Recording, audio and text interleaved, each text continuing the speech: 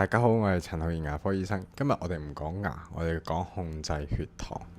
點解呢？事緣今日有個女士咧，令我印象好深刻。啲牙痛咗好耐都唔敢睇，咁嚟到呢，發現佢個牙周病非常之嚴重。問落去仲發現佢有幾嚴重嘅糖尿病。咁好多人就算政府有俾睇糖尿病嘅醫生有即係有定期覆診俾藥你哋，但係原來好多醫生冇教過飲食上面可以點樣控制血糖嘅喎，因為糖尿病其實好影響你啲牙。咁有一樣嘢就係我哋進食嘅時候咧，最好點樣可以減慢個糖分嘅突然間血糖嘅飆高呢？有兩點。第一件事就係我哋食飯嘅次序呢，一定係將澱粉質擺到最後。即係如果你每一日有魚有菜有肉有飯，我哋中國人習慣拎住碗飯喺度食嘅，其實呢樣嘢要改下。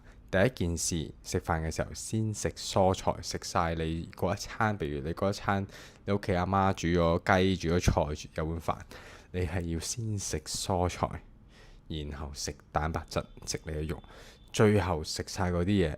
最尾都仲覺得未飽，先食你嘅飯。如果你有可溶性嘅膳食纖維喺你個腸胃度呢，佢會形成一啲糊狀嘅物體，都係你嗰啲糞便點樣嚟啦。OK，咁會減慢咗你嘅腸胃咧吸收嗰啲澱粉質，咁就減低咗你血糖升高嘅速度。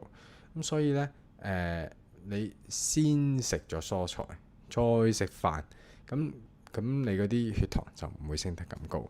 咁第二樣呢，就係呢餐前呢，大家可以考慮飲少量嘅醋。咁原來醋呢，喺你飯前或者食緊飯嘅時候呢，同時進食呢啲醋或者飲咗呢啲醋，你喺啲醋可以加喺個食物度，或者喺食飯之前飲咗啲醋呢，係可以令到你嘅糖分攝取慢咗，亦都可以減低你食完嘢之後個血糖飆升嘅速度。我個人嚟講呢，我每餐晚餐呢，我係會食飯之前呢，我係會飲蘋果醋嘅，大概15到30個 millimeter， 其實即係大概一個我哋香港人一湯匙到就係咁多啦。都係嗰句啦。我估唔到原來其實好多人都唔識嘅。希望呢幾樣簡單嘅嘢可以幫到大家